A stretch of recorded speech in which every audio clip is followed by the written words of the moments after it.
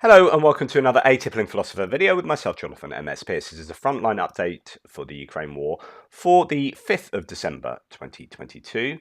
What has happened overnight? Well, there's quite a bit of interesting news coming out of Russia at the moment. We'll come to that in a second. And I say coming out of Russia, not Ukraine, let's have a look at the Ukrainian figures provided for the Russian losses. 540 men, troops, personnel liquidated, so that's broadly in keeping with the last few days. 2 tanks, 8 APCs, 6 artillery systems, 1 aircraft, so that's that Ka-52 yesterday we saw shot down. Some really interesting close-up footage of that. It looks like it was a surface-to-air missile, an S-300, that took that out. One helicopter there, 1 anti-aircraft warfare system, and 9 drones. Very interesting to see that those numbers tick back up, whether that is due to clearer skies or whatever, I'm not 100% sure. 18 vehicles and fuel tanks, so that's a really large increase there. And I think that's a really important number. Talked about logistics. I've talked about logistics heaps over the last few months, but particularly over the last couple of days, in terms of starting to see 1967 trucks being used, or not starting, but continue to see them being used, and it's just like shows that their logistics system is completely outdated and not fit for purpose, and they just don't have the truck capacity that they need to provide weapons and ammunition and everything for the supplies for the front line. Talking about drones, so drone attacks have decreased, not because of their shortage in Russia. So that's what I was saying recently, that the Shahed 136s, they just have run out of them. They need more from Iran to be made. And I think that is the case, for the Shaheds. But this is Yevhen Silkin saying, who's the assistant commander with the Ukrainians, saying the Iranian martyrs are made of materials that cannot withstand frost. Therefore, the usage of these drones has decreased significantly. So he's providing another reason. It could be the case. I could be completely wrong. It might not be that they've run out, but they did suddenly stop, and we hadn't got to that cold snap yet. But they're in a cold snap now. It's supposed to be sub-zero, down 10 centimeters under, underground. So that depth, so that'd be about that depth of freezing ground will allow you to start moving vehicles a lot better and create greater maneuverability for the forces. But it's interesting, might have an effect on the drones. Now, this is true because a lot of drones don't function, particularly the electric ones. There's kind of commercial off-the-shelf drones will struggle to function at high altitudes when the air is freezing up there. But there you go. Kramatorsk has been hit again. So Kramatorsk is here. Let's show you on our map. Warmapper map. Thank you, Warmapper. Does really nice maps. Kramatorsk has been hit again. It's been under a lot of pressure from the Russians over the last few days. Another warehouse has been hit there. So the Russians are trying to hit back at logistics. They must be looking at what the Ukrainians are doing and hitting all these places behind the lines and thinking they are really hobbling us.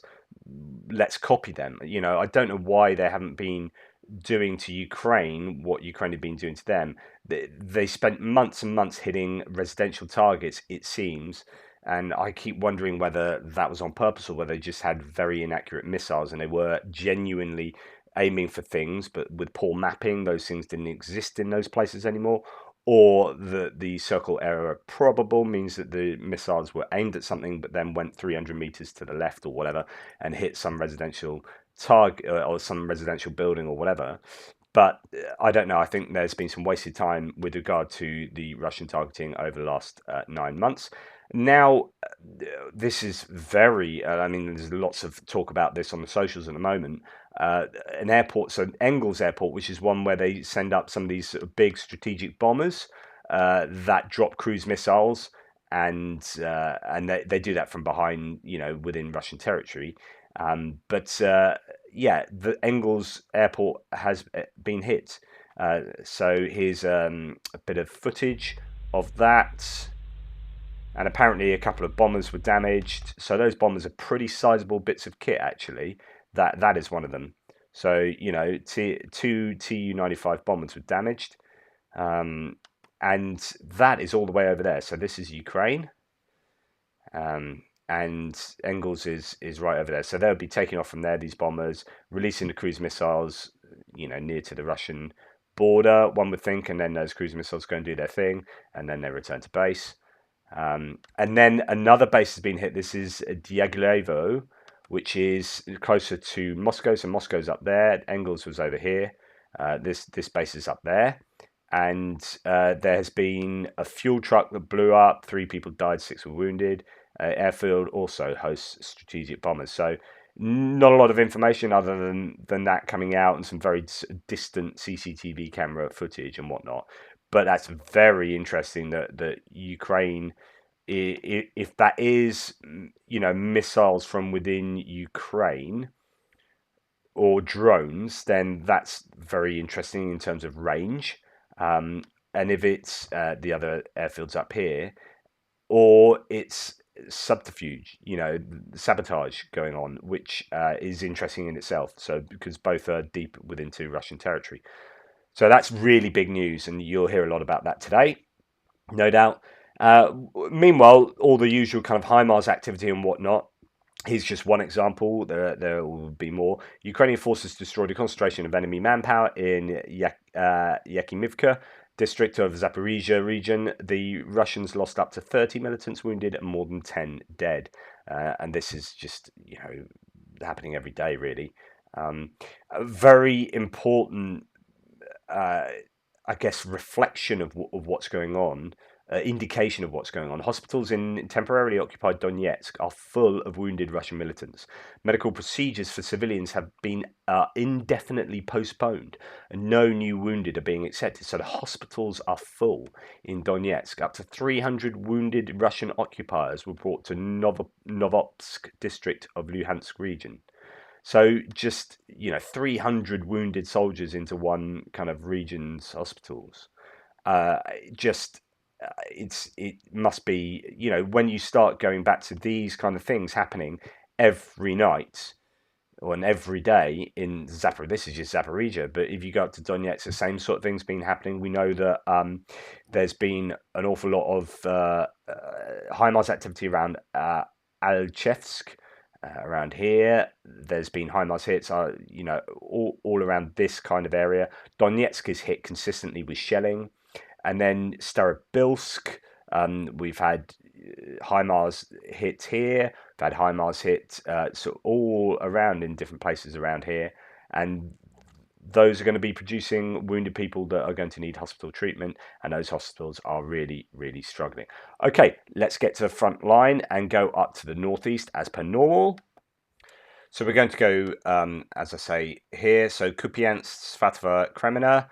That's the front line we're looking at. Let's go to my map. The first thing to note is if we come down to the Pavlivka area, which is northwest of Svatove. Svatove is here. We're coming up to this area, just to the east of Kupiansk. We have Yahidny. Now, I was talking about how the Ukrainians have advanced. East of Yahidny, we've actually got geolocated footage to confirm that Zatishne is controlled by the Ukrainians, so they are definitely past there and moving towards Tarasivka. So they are making some progress up there. As we come further down south, Kuzamivka is the Russians claim that Ukrainians have been repelled around here.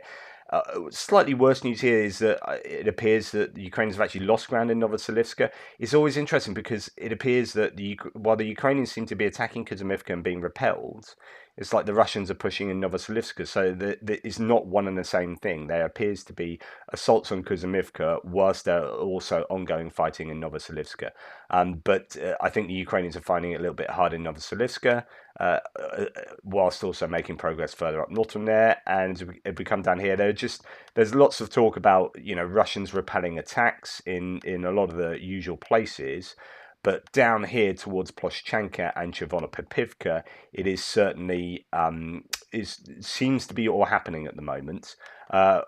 One thing let's get the roads up. One thing I will have a look at is this P66 highway or R66. I don't know. It seems to be called both. So there's lots of fighting in Chervono-Pavlivka, and there seems to be a move on by the Ukrainians towards Krasnyrachensky. So there is a push towards there, fighting out of Ploshchanka. It appears that the P66 has been cut. The Ukrainians, I think, have control over this sort of stretch of the highway there, and they are pushing further into Chervono-Pavlivka. So this blue line could well be sort of further forward, but I leave it as it is. It's all pretty much a grey zone. And so, yeah, lots going on around there. So Noah Reports, for example, says, just to say what I said before, Novoselivsk is contested. They've lost some ground there, making good progress around Yehidny. And then Chervono-Pavlivka almost under full Ukrainian control. Russia left the town and targets it with artillery. So that's pretty fascinating. Ukraine recon entered parts of Zhitlivka. The town is contested and far from cleared. Ukraine attacked from Ploshchanka towards Krasnyrachensky or Krasnyrachenska. Dubrova likely under Ukrainian control. So let's go back to my map. So it's exactly what I was just saying there. Attacking out of Ploshchanka, so this blue line could be further forward. And it looks like the Ukrainians are on the edge of Shlitlivka. So yeah, quite a lot happening. It would look something like, for a bit of live changing, it's going to look, I don't know, it's going to be something like this, one would think. I said I'd leave it as it was, and then I've completely contradicted myself, but hey ho. And it looks like this P66 is certainly, Ukrainians are on and around there as we speak. Quite what that exactly looks like around Shlitlivka, I don't know, but they appear to be sort of knocking on the outskirts there. So this is the area to look out for in the next few days. So we'll see how that goes. Okay, now as we move slightly further south, we come to Dubrova, and it appears, well, at least no report says that Ukrainians are controlling Dubrova. I've had that for the last few days, and it's very active in the forests around here as well. So no real change there over the last day. Oh, before I forget, actually, Defmon, who is a source I rely quite a lot on, seems to think that Ukrainians might have this settlement of Kuzhimina, which is just to the east of Dubrova, but he's not sure. There's a settlement that apparently is Ukrainians have control of somewhere around here, but it could be anywhere around here, even going up to sort of around Kreminna and somewhere else. So not 100% sure, as he says here. So Wargonzo, so it's a Russian source, reported that the Ukrainians took control of a small settlement close to Kreminna, but he doesn't know which one it could be. But that fits the bill for being the most likely, because these ones further north are just slightly larger than being a small settlement. So yeah, as we move on further south, let's take a look at the sources. So no news other than sort of repelled attacks around Bilohorivka and Zolotarivka around that area. No news from Spiony really, which is surprising because that's been a really difficult place over the last few days. Bilohorivka, one source says that they have assessed Russian claims from Bilohorivka. So this is the Bilohorivka in Donetsk as opposed to the one just up north in Luhansk. Shows the settlement is outside of the Russian area control, indicating that Russians no longer claim control over the area. So this is, the Wargonzo map, a Russian source. So that's interesting. It could be that Russians aren't so much in control of some of the area around here.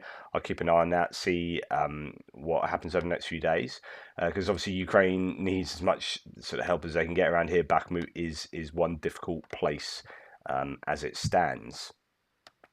So in this Bakhmut area, it does seem like the Russians have been attacking all along here, as you would expect.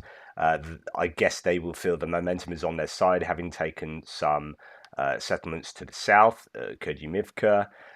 But I think it isn't that Kurdyumivka is fully under the control. I mean, I have the impression that the edges are being contested, and Ukraine are trying to regain some lost land around there.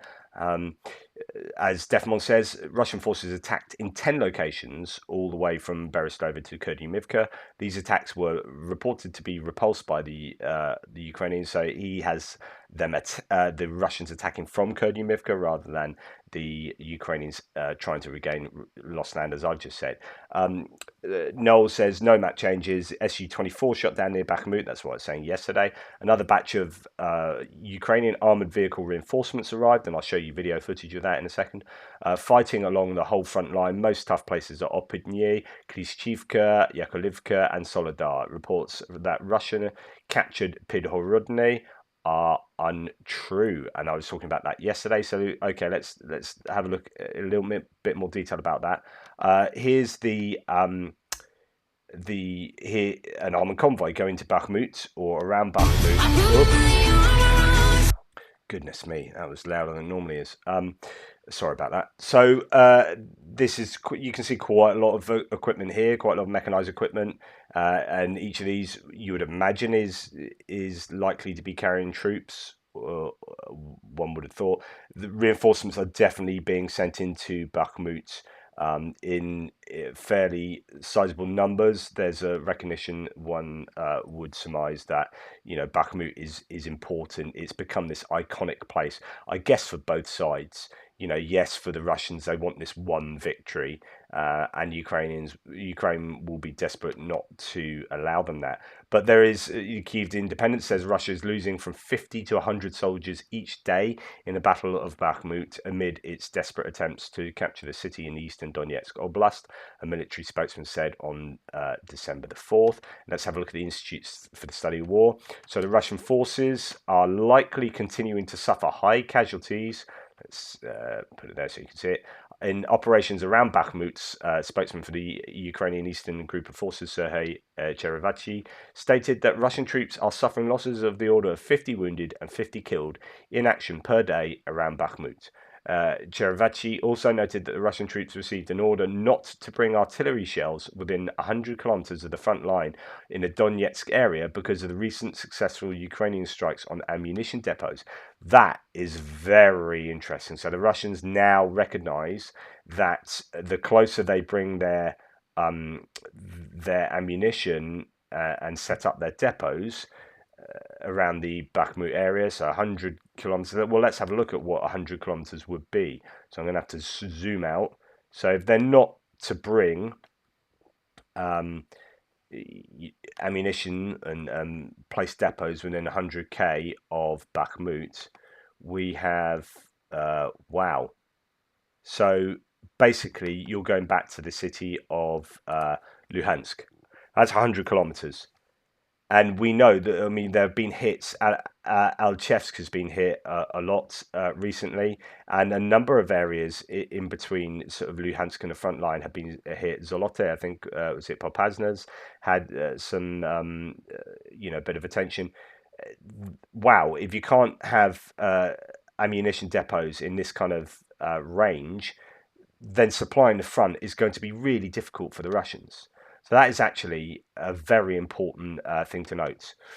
The Ukrainian border guard additionally reported that Ukrainian troops shot down a Russian Sukhoi 34 fighter bomber. So there's reports that that's a Su-34, a Su-24, different claims. On the outskirts of Bakhmut on December the 3rd, Russian operations around Bakhmut are continuing to expend manpower, ammunition, and other military assets while making limited tactical gains that have limited operational utility, and that's what they do keep claiming. So Bakhmut, much of the same really, and it's going to be about whether the Ukrainians can hold Klishchivka down here as well as holding Opitny. That's still tough fighting there. Klishchivka is this key settlement here, because if that goes, then Bakhmut is the encirclement of Bakhmut. It becomes closer, but also they'll be able to get fire control over these really important supply lines. Now, I talked about Pidhorodny or Pidhorodna yesterday, and the rumours that some Russians claiming that it had been captured, others claiming that it was just there's fighting within it or on the outskirts. no other real details today, so I haven't read my lines. But as you saw there, Noel says reports that Russia captured it are untrue. Yep, but that doesn't mean they're not fighting there. So there isn't smoke without fire. So I guess it's not just going to be made up out of whole cloth. There will be, my guess is that we'll be fighting around here, and that is a bit of a worry for the Ukrainians, as I said yesterday. Okay, let's move on down south to, we'll bypass Mayorsk and move on to Avdivka. So here we go, that's Mayorsk there, as we move on down to Avdivka, which is just to the north of Donetsk city here. Oops, sorry, I often do this. Apologies. Last thing about Bakhmut, very sad story coming out, and this has been reported in a number of places. A Georgian unit was surrounded yesterday, a volunteer unit of the 57th Brigade, surrounded and took heavy casualties. The soldiers did fight their way out, so they fought for 10 hours, being bombarded from every side. But they did lose some, and I think this is even mentioned in the here in the ISW. So Ukrainian and Georgian sources confirmed that Russian troops encircled a Ukrainian detachment with Georgian volunteers near Bakhmut in recent days, wounding the Georgian commander and killing 6 Georgian volunteers. So it'd be interesting to see what the story is coming out of that about that. As far as Avdivka is concerned, no real news fighting around Opitny, Vodyany, Pervomaysky, or Pisky to Pervomaysky. Remember, I receded the Russian lines a little bit there. Just a little unclear exactly who controls what, but it's generally pretty heavy fighting around. Defmon has this to say. So we have the usual suspects in this area. The Ukrainians repulsed attacks in the area of Vodyany, Pervomaysky, Vasily, Marinka, and Vuhledar. Does say that my conclusion about the failed Ukrainian attack on Pisky. So there was a rumor about Ukraine attacking Pisky. He thinks it was actually a failed Russian attack on Vodyany. Either or, there is heavy fighting going on around this this sector here. And so as we come further down south, there have been several rumors about Marinka and whether the Ukrainians are really on a back foot in Marinka. Now, they've been fighting over Marinka for a long time. I'd be very surprised if this is true, but Russians are claiming, Russian sources is ISW. Russian sources also claim that Russian forces have advanced within Marinka on the southwestern outskirts of Donetsk city and have pushed Ukrainian troops to the outskirts of the settlement. That would be pretty amazing if suddenly this has been hotly fought over for this amount of time, and then suddenly the Ukrainians are pushed all the way back to the outskirts, unless they're just talking around here. But this kind of, I guess, northwestern area is still in their control, in the Ukrainians' control. So there are claims that the Russians are making headway there for sure. Just to give you some visual sense of Marinka at the moment, here is some recent footage coming out of it. And again, it looks like pretty much, it's just terrible, isn't it? It's horrible. The same sort of footage that we see coming out of so many of these towns and cities where fighting is the most vicious, and artillery has had its way. Desperately sad images there, but that is Marinka. Pretty tough going. Okay, let's go down to Pavlivka and Vuhledar and Novomykhailivka and see what we have to say about that. So this is what Noel Report says about the whole area. Actually, all putting it into one, no map changes. It does say about Marinka that the fighting's still heavy in the city centre. So he thinks it's still going on in the centre. The Ukrainians managed to stop the Russian advance for now. And again, it's that kind of language indicates to me that it's not going great. But says about Pavlivka, Russia is stuck south of Pavlivka, and without giving away too much, the situation in this area is already changing. Again, quite often gives these cryptic things based on sources that he has available to him. When you look at the ISW report, it's the Russian Ministry of Defense claimed that Russian troops repelled a series of limited Ukrainian counterattacks to regain lost positions southwest of Donetsk city in the Vuhledar area. It is very interesting because you hear for so long Ukrainians repelling counterattacks, which means Russians are pushing, Russians are pushing, Russians are pushing. Now we're starting to get this sort of almost a change in the tides that the Ukrainians are now putting in, albeit limited counterattacks in this area, and actually to the west of there in Vromivka as well, over here. So it's interesting that there is not only a few sort of cryptic clues coming out that things are changing, but we certainly see the reports on both sides that the Russians are repelling Ukrainian counterattacks. And then other than that, there's not really a lot of news, frontline news. Everything that happens really in the Kherson and Zaporizhia areas and oblasts are, to do with sort of rocket attacks and HIMARS, more than anything else. So the Russians are apparently building defensive lines north of Melitopol. So your Dragon's Teeth together with trenches and revetments and all sorts of things.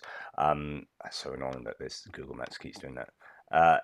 And those lines are north of Melitopol, so yeah, it gives you an indication of what they're expecting. The Russians are still hitting targets north of the Dnieper River, including Ochakiv over here, just north of the Kimburn Peninsula. I haven't heard anything in particular about Kimburn Peninsula. Someone was asking me yesterday, are there things still happening? Well, yesterday there was reports of shelling around here, Russians shelling the peninsula, and actually shells going into the water. I think that was yesterday or the day before. So there's certainly, there wouldn't be shelling there if there weren't some kind of concentration of Ukrainian troops, albeit special forces and whatnot. And Ukrainians are likewise hitting bases in and around the Zaporizhia Oblast. No report says no map changes. The Russians are taking all goods and equipment, including freezers and cash registers, from local stores in Novokakhovka.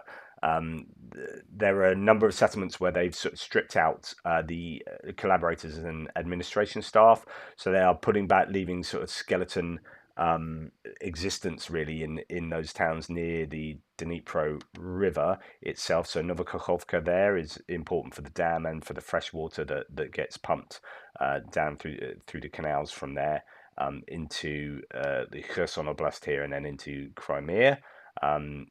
So yeah, stuff being stolen from Novokakhovka.